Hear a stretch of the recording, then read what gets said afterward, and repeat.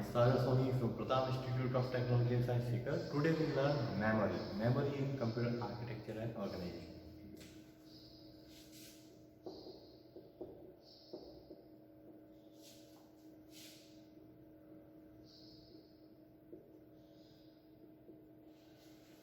Memory जैसा कि आप सब जानते हैं, मैंने आपको पहले भी बताया था कि मेमोरी जो कुछ स्टोर करके रखे, जैसे हमारा ब्रेन है, जब जरूरत पड़ती है हमारे को डेटा ला करके दे देता है, ठीक है, इन्फॉर्मेशन ला करके दे देता है।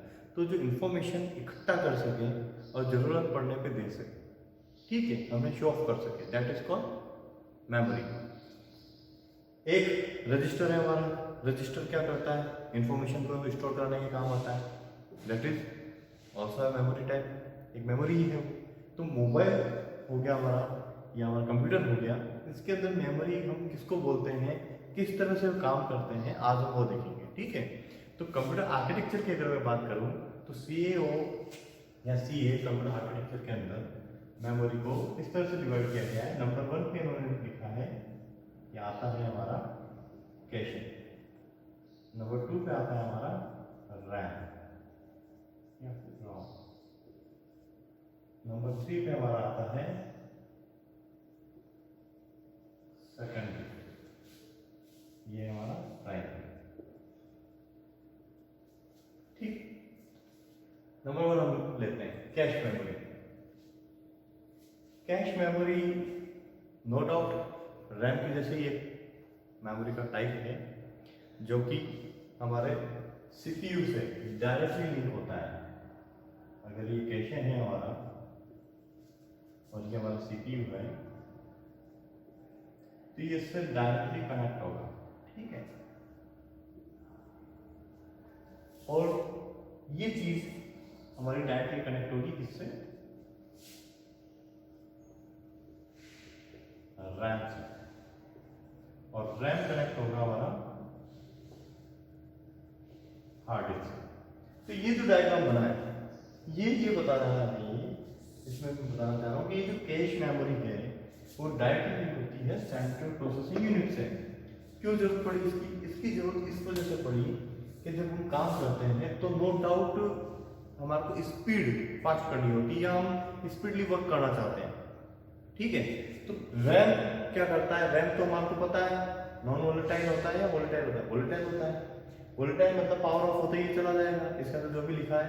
लेकिन CPU को भी अपनी हेल्प के लिए कुछ मेमोरी चाहिए होती है जो कहलाती है कैश मेमोरी। ये जैसे इंस्ट्रक्शंस कीबोर्ड के द्वारा दिए जाते हैं या माउस के द्वारा दिए जाते हैं, ये उन्हें रीड करता है, रीड करने के बाद में CPU से क्या करता है, डायरेक्टली लिंक होता है। लिंक होने के बाद में उससे रिजल्ट देने से पहले ये इसकी हेल्प करता है प्रोसेसिंग के अंदर, ठीक है। और यहाँ पे हेल्प करता है कैश मेमोरी CPU के साथ, फिर जाके मिलता है रैम के पास में। तो पहले एग्जीक्यूट जो हमारा होगा वो कैश मेमोरी में होगा, कैश के अंदर हम काम करेंगे, CPU से डायरेक्टली लिंक होगा, देन रैम के पास वो डेटा ट्रांसफर होगा और रैम से फिर हो जाएगा हार्ड डिस्क के अंदर। इसी तरह से ये इनकमिंग आउटगोइंग होगा इसके अंदर, ठीक है। 2 वे जो हमारा प्रोसेस बन रहा है वो इसी अकॉर्डिंग काम करेगा, इसी वे के अंदर, ठीक है। तो ये हार्ड डिस्क, रैम, कैश और CPU आप सबको समझ में आया होगा। आई थिंक कैश मेमोरी हमारा ऐसा मेमोरी पार्ट होता है जो CPU से डायरेक्टली लिंक होता है, प्लस CPU को वर्क करने के लिए फास्ट स्पीड प्रोवाइड कराता है, एक ऐसा स्थान या बोल सकते हैं वैसे जगह प्रोवाइड कराता है जहाँ पे वो अपना डेटा सेव कर सकता है या डेटा ट्रेवल कर सकता है, रीड कर सकता है, राइट कर सकता है। पर सेकंड के अंदर मोर देन 1000 इंस्ट्रक्शंस को एक साथ एग्जीक्यूट करने के काम कौन करता है, कैश ही करता है, ठीक है। और रैम भी अपने आप में एक वोलेटाइल मेमोरी है। पावर ऑफ करोगे तो नो डाउट आपका क्या होगा, रैम के अंदर जो भी लिखा हुआ होता है, जो भी रीड कर रहे होते हैं वो सब गायब हो जाएगा, ठीक है। तो ये कैसे हुआ, तो हमारे रैम भी अपने आप में 2 भागों में डिवाइडेड है, एक है SRAM, एक है DRAM। SRAM stand for static and D for dynamic. Static dynamic क्या डिफरेंस हुआ, ये डायरेक्टली लिंक कर रहा है, डेटा इसके पास में ट्रांसफर हो रहा है। अब यहाँ पे भी स्टैटिक के अंदर क्या होता है, 6 ट्रांजिस्टर्स, 6 ट्रांजिस्टर्स होते हैं जिसके ऊपर ये वर्क करता है, ठीक है। कौन? Static RAM. डायनेमिक रैम क्या करता है,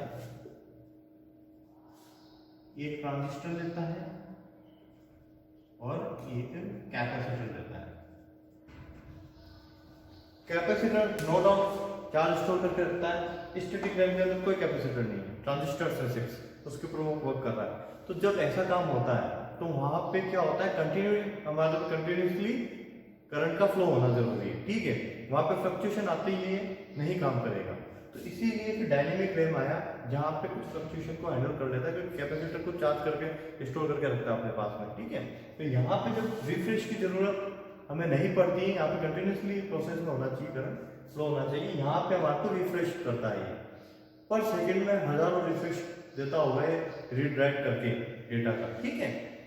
ये विदाउट रिफ्रेश के काम करता है, ठीक है। ये स्टैटिक रैम, ये डायनेमिक रैम के पार्ट हैं दो जो वर्क करते हैं, और ये दोनों ही वोलेटाइल है। मतलब कि अगर आपने वोल्टेज या पावर सप्लाई ऑफ कर दिया तो जो भी इनमें लिखा हुआ होगा वो सब डिस्ट्रॉय हो जाएगा, डिलीट हो जाएगा, ठीक है। कैश मेमोरी भी ऐसा ही है। अब कैश मेमोरी को आप देखना चाहें, जब हम कहाँ देखें कैश मेमोरी को, किस जगह, हमको तो पता ही नहीं कि क्या होता है। रैम को तो चलो चिप हम देख लेते हैं, इसकी भी चिप होती है। चिप ना देखें तो आप टास्क मैनेजर में जाएं, ऑल्ट कंट्रोल डिलीट प्रेस करें, टास्क मैनेजर का आपके पास में ओपन होगा। ऑल्ट कंट्रोल और डिलीट जब आप प्रेस करेंगे तो आपके सामने टास्क मैनेजर आएगा, ठीक है।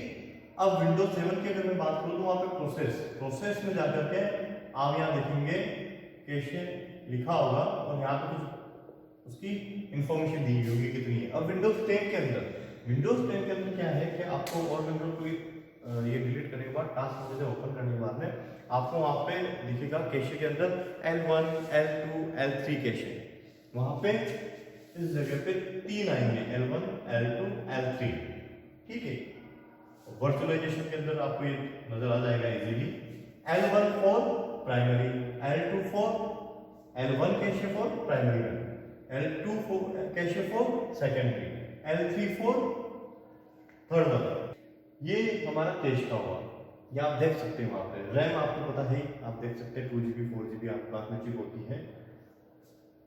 SD हार्ड डिस्क, जिसके अंदर हम डेटा सेव कर सकते हैं, रख सकते हैं और हटा भी सकते हैं। अगर मैं बात करूं रोम की, रोम एक ऐसी चिप होती है जब हम मैन्युफैक्चरिंग करते हैं, कोई प्रोडक्ट बनाते हैं, उसी वक्त उसके अंदर उस चिप के अंदर प्रोग्रामिंग करके सेव करके रख देते हैं। तो उसको हम रीड कर सकते हैं, राइट नहीं कर सकते उसके अंदर, ठीक है। एक बार राइट कर दिया वो कांस्टेंट रहेगा, अब आप उससे रीड कर सकते हो।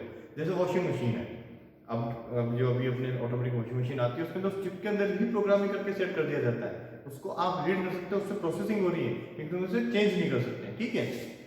ऐसी चिप के अंदर जो प्रोग्रामिंग की गई होती है वो होती है रोम, नॉन वोलेटाइल, जो सिर्फ एक बार आपने जो इंस्टॉल कर दिया वो वही रहेगा। हार्ड डिस्क भी वोलेटाइल है, बट इसके अंदर आप चेंज कर सकते हैं अपनी मर्जी से, डिलीट कर सकते हैं, चेंज कर सकते हैं, तो उसको चेंज नहीं कर सकते। तो दोनों ही किसके एग्जांपल है, वोलेटाइल मेमोरी के। और नॉन वोलेटाइल मेमोरी के कैशे, रैम, ये सब है। सेकेंडरी मेमोरी में ही हमारा हार्ड डिस्क आ जाता है, ठीक है।